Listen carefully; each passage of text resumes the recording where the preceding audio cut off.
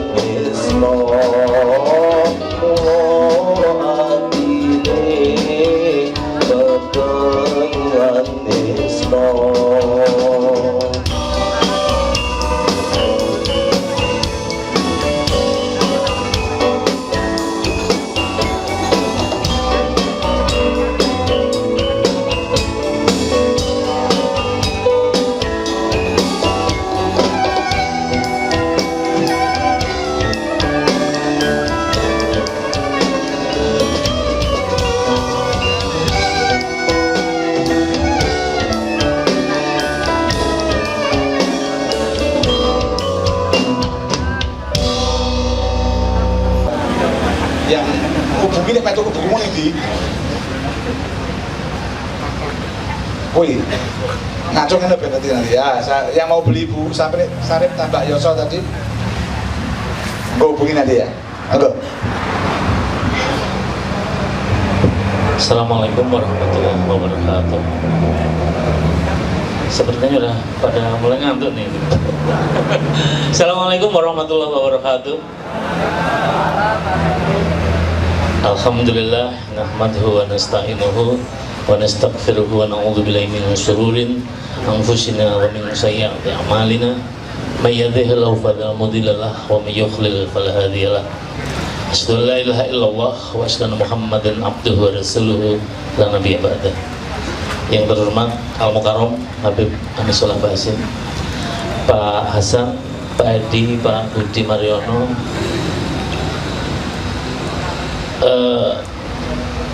menginterpretasikan dongeng sebuah negeri tanpa dongeng ini sebenarnya sangat eksklusif kalau menurut saya ini. Ini kalau yang bikin judul ini bukan Sindikat Wali kayaknya nggak mungkin gitu. Jadi dongeng sebuah negeri tanpa dongeng ini bisa dikaji dalam berbagai macam perspektif. Karena kalau kita ngomong tentang nomenklatur dongeng ini, pastinya dongeng itu adalah sebuah instrumen budaya yang mana itu dimanifestasikan dalam sebuah pendidikan. Karena setiap orang ngomong itu pasti secara definisi pasti dongeng. Karena kalau kita ngomong kajian metodologi, ini yang ditolak oleh Barat. Jadi kalau kita ngomong tanpa fakta, itu sesuatu yang gak ilmiah. Nah ini yang sekarang jadi permasalahan di Republik ini, Beb. Artinya segala sesuatu yang kita sampaikan itu harus disertai bukti atau fakta. Padahal Nabi Isa sendiri ketika dengan para khiafa atau pengikutnya, ada Judas Iskariot dan macam-macam, dan itu ditulis dalam Injil, teks asli Injil Barnabas, itu Nabi Isa bersabda, hibqau mamitakim wikulu Muhammadim bijudi zainan di Yerusalem. Jadi itu sebenarnya perspektif dongeng. Nabi Isa bercerita bahwa nanti akan ada penggantiku yang namanya Muhammad, dan semua perilakunya harus diikuti oleh orang-orang Yerusalem. Kalau kita ngomong perilaku, ini kan sunnah. Ada 3 sunnah, sunnah qauliyah, fi'liyah, dan takririyah. Jadi sebenarnya orang Yerusalem itu harus mencontoh perilaku Rasulullah dalam 3 konsep sunnah tadi. Ketika Rasulullah sudah hadir menyampaikan pesan Islam, ini sudah secara metodologi terbukti dongengnya Nabi Isa terhadap Rasulullah SAW. Jadi luar biasa sebenarnya kalau perspektif dongeng ini, karena ini juga yang saat ini sedang diterapkan di negara-negara maju seperti di Eropa misalnya. Di Finlandia tahun 2015 itu dinyatakan sebagai the best system education in the world, sistem terbaik pendidikan dunia. Apa yang mereka lakukan terhadap generasi-generasi muda? Mendongeng. Jadi bagaimana anak-anak muda atau anak-anak kecil yang sebelum memasuki masa akhir balik itu dikasih pesan-pesan moral yang sifatnya dongeng. Nah bahkan lebih lanjut lagi, dongeng ini harus disertai metodologi. Jadi di sana kelas 6 SD itu sudah belajar robotika. Jadi didongeng dulu robotika, ekspresi logikanya berkembang, baru disiapkan laboratorium untuk mengimplementasikan sebuah eksperimen instrumen.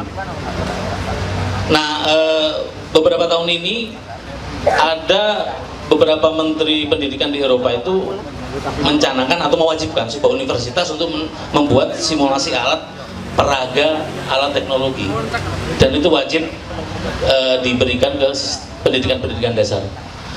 Jadi kalau di Finlandia itu 9 tahun belajarnya bermain mengekspresikan logika, sehingga dari situ kecerdasan psikomotoriknya terbentuk. Karena psikomotorik itu menjadi penting untuk melandasi sebuah kaidah pendidikan.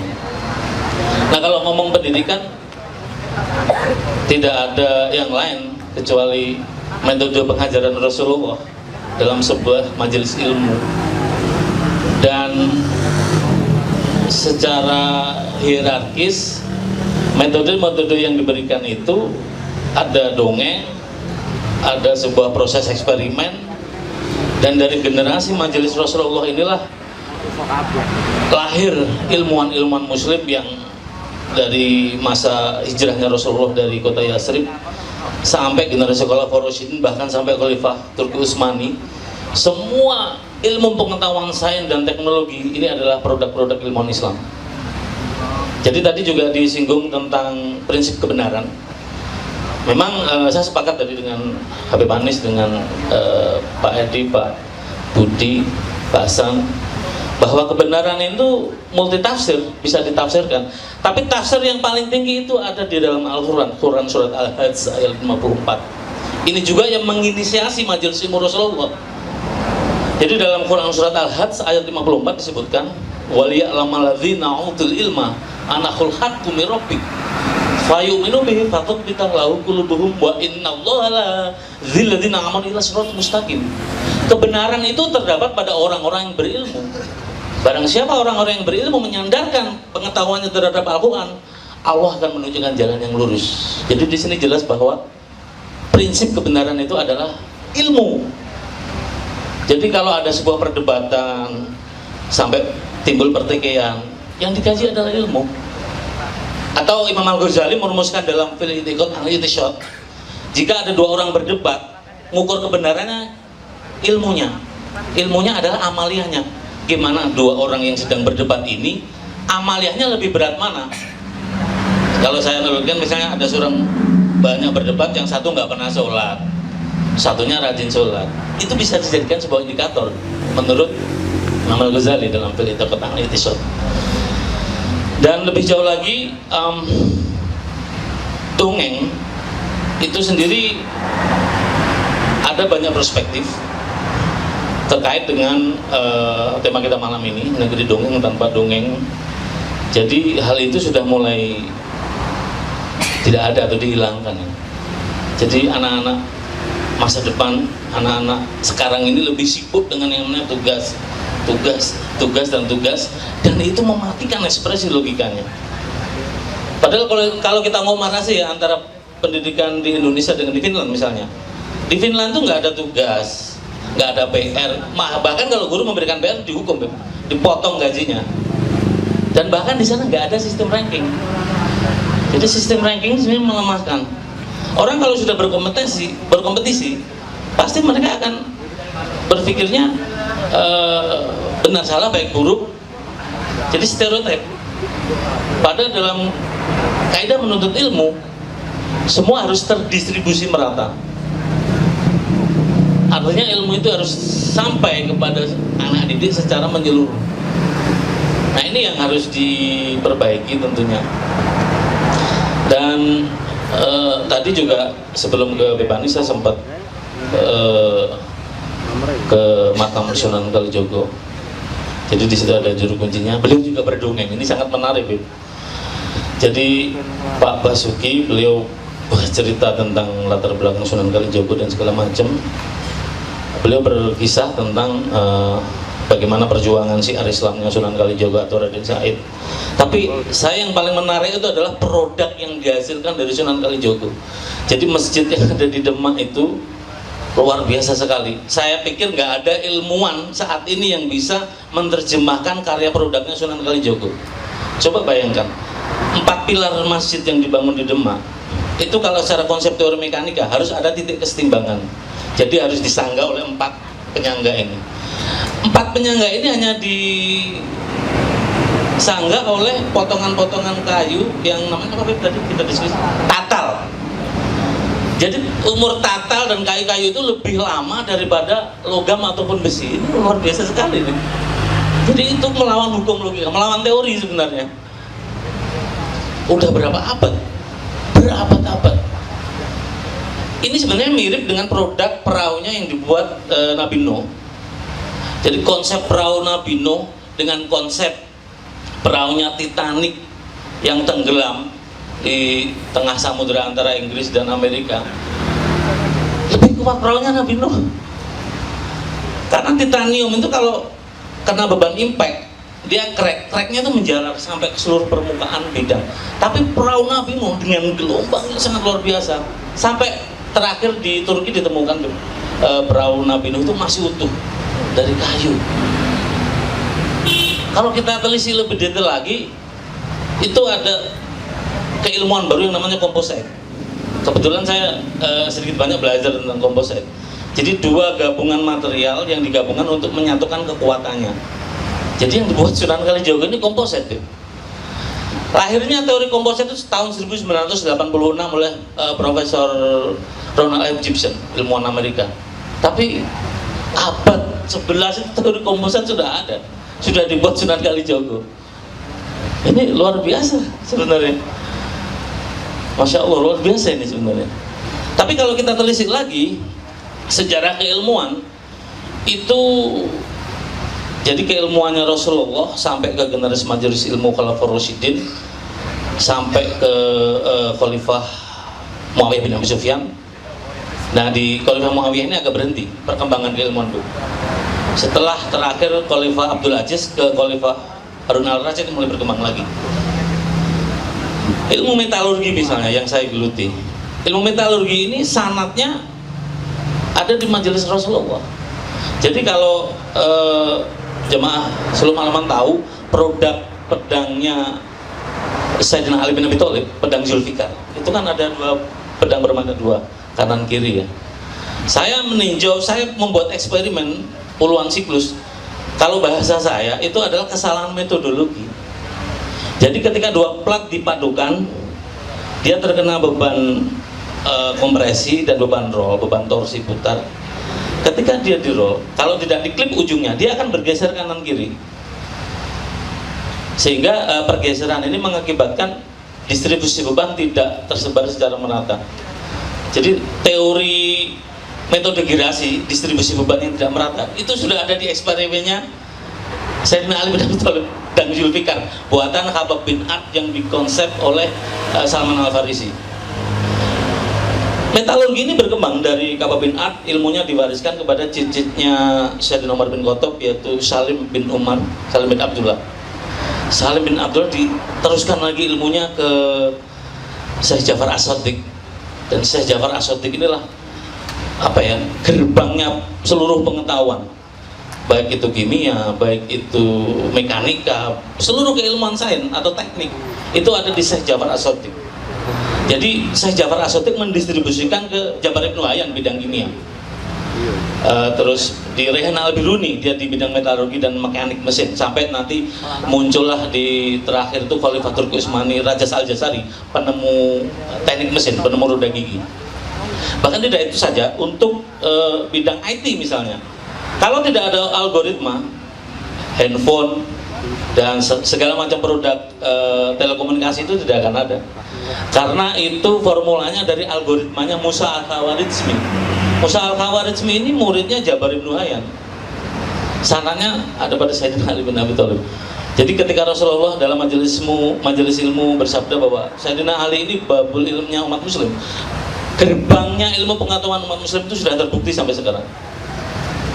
Artinya bahwa lahirnya perkembangan produk-produk teknologi itu diinisiasi dan digali, dieksperimen oleh ilmuwan muslim yang teorinya, eksperimennya sudah mapan saat itu, dan bahkan teorinya baru berkembang sekarang. Jadi kalau ada pertanyaan mana teori dengan praktek lebih dulu, praktek lebih dulu, karena teori tanpa praktek tidak akan menghasilkan sebuah produk. Nah, melanjutkan dari pedangnya Sayyidina Ali bin Abi Thalib. Jadi pedangnya Sayyidina Ali bin Abi Thalib itu mengalami penyempurnaan terakhir di eranya Khalifah Salahuddin Al-Ayyubi. Kira-kira 5 abad ya, Beb ya? 5-6 abad baru sempurna. Jadi pedangnya Salahuddin Al-Ayyubi itu kan dikenai beban kompresi. Jadi pedangnya lurus, tidak terjadi belokan. Nah, ketika plat itu lurus dengan distribusi beban yang besar, ternyata di situ ada kandungan karbon nanotube. Jadi ada CNT-nya. Jadi kalau ada teknologi nano yang diklaim oleh Profesor Richard Freeman tahun 1960, ilmuwan Amerika, ternyata di pedangnya Salahuddin Al-Ayyubi ini sudah ada nanonya, teknologi nano sudah ada. Dan itu disahihkan atau diverifikasi ulang oleh ilmuwan Jerman namanya Profesor Pavel Fadler. Dia membuat eksperimen Damascus Sword. Ternyata benar.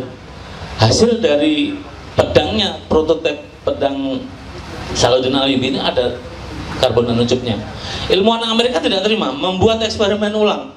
Tetap ternyata ada karbon nanotube, ada teknologi nano di situ.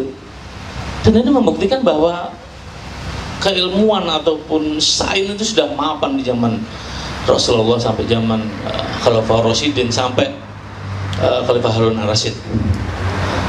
Nah, kenapa keilmuan ini menjadi mandek? Salah satunya terhenti di Muawiyah bin Abi Sufyan ketika ada banyak konflik perang di akar rumput. Keilmuan ini mandek, tidak berkembang sampai beberapa abad. Jadi ketika Khalifah Abdul Aziz ini membuka berkembangnya ilmu pengetahuan sampai puncaknya di Baitul Hikmah, perpustakaan yang didanai oleh Khalifah Harun Ar-Rasyid, sampai di Khalifah Turki Utsmani. Dan yang menarik, ternyata transformasi teknologi itu sampai ke Banten. Tadi saya kasih tahu fotonya ke Habib Anis. Prototipe kesalahan prosesnya pedang era Sayyidina Ali ke Khalifah Salahuddin Al-Ayyubi. Jadi hampir nyatu tadi pedangnya itu. Ini mengindikasikan bahwa Islam itu sudah terdengar di Banten transisi eranya Sayyidina Ali sampai Khalifah Salahuddin Al-Ayyubi. Artinya abad 10 itu sudah masuk ke Banten. Buktinya prototipe pedangnya itu ada di Banten, di Sorosowan. Nah ini harus ditelusuri lebih lanjut secara metodologis. Tentunya dengan eksperimen-eksperimen lanjutan. Nah, yang mau saya sampaikan lagi, hal yang paling penting adalah persatuan dan kesatuan umat. Jadi selama umat Islam tidak bersatu, peradaban itu susah akan maju, peradaban itu susah akan terbangun. Jadi entah apapun metodenya, apapun caranya, umat Islam ini harus bersatu untuk mewujudkan sebuah tatanan peradaban yang unggul. Karena kalau kita lihat aja saya membandingkan banyak pelajar-pelajar Irak dan Iran ya. Jadi sebenarnya mereka itu bersaing. Kalau ngomong masalah kecerdasan intelektual, Iran ini bersaing. Tapi karena di Irak konfliknya berkepanjangan, nggak ada outputnya, itu nggak ada. Dan sekarang pelajar-pelajar yang menguasai dunia ini Iran. Jadi hampir di seluruh lab yang menghasilkan banyak prototipe pengetahuan itu banyak mahasiswa Irannya. Ini nih luar biasa sebenarnya, karena terlepas dari manhajnya apa gitu ya, yang jelas dengan persatuan dan kesatuan itu yang mau saya sampaikan adalah dinul ilmi wal saqafah itu akan terbangun dengan sendirinya. Nah, yang terakhir, Rasulullah pernah bersabda di majelis ilmu di menjelang Rasulullah wafat, inna mimma akhafu alaikum ba'di ma yuftahu min zahratid dunya wa zinatiha. Sesungguhnya yang Rasulullah takutkan di akhir dunia nanti adalah dibukanya keindahan dunia. Nah, dibukanya keindahan dunia ini adalah banyak ulama-ulama salaf mentafsirkannya adalah teknologi. Bagaimana dengan keberadaan teknologi saat ini? Umat Islam sangat porak-poranda. Hal yang paling kecil di bidang sosial misalnya, dengan hadirnya media sosial, kehidupan sosial itu tidak terbangun dengan apik. Beda persepsi, konflik. Beda statement, konflik. Kapan umat ini akan maju kalau kita hanya ngurusin konflik? Di bidang lain, dengan adanya teknologi, seluruh negara-negara muslim itu berkonflik. Gara-gara sebenarnya kalau bisa saya petakan, kenapa di Timur Tengah ini konflik? Ada hal dari perspektif lain, dari perspektif teknologi yang banyak umat tidak tahu. Di Irak, di Libya, itu potensi sumber daya alamnya sangat melimpah. Sehingga kalau terjadi konflik, pengambilan sumber daya alam ini lewat jalur black market ini akan mudah dan cepat. Dan murah tentunya. Makanya kemarin di penghujung tahun 2014-15 Turki ini konflik karena itu adalah peta strategis Timur Tengah. Kalau Turki konflik, Timur Tengah ini akan dengan mudah diambil sumber daya alamnya, baik itu minyak, gas, ataupun mineral logam. Jadi dengan adanya teknologi itu merusak peradaban sebenarnya. Bagaimana AK-47 dibangun ternyata hanya untuk konflik, bagaimana senjata M16 hanya untuk konflik. Jadi salah satu perspektif negatif teknologi adalah rusaknya sebuah peradaban. Dan ini konflik ini akan berkepanjangan. Dan bahkan di Tengarai, di Timur Tengah itu Arab Spring sudah mau selesai karena sumber daya alam sudah mau habis. Makanya konflik itu digeser ke Asia, ke Indonesia, ke mana tuh yang ada ISIS-nya kemarin tuh di Filipina ya? Iya di Filipina. Itu negara-negara yang kaya sumber daya alam. Coba bayangkan kalau kita terjadi konflik, udah pasti harga sumber daya alam itu akan di bawah pasar, black marketnya akan terbuka.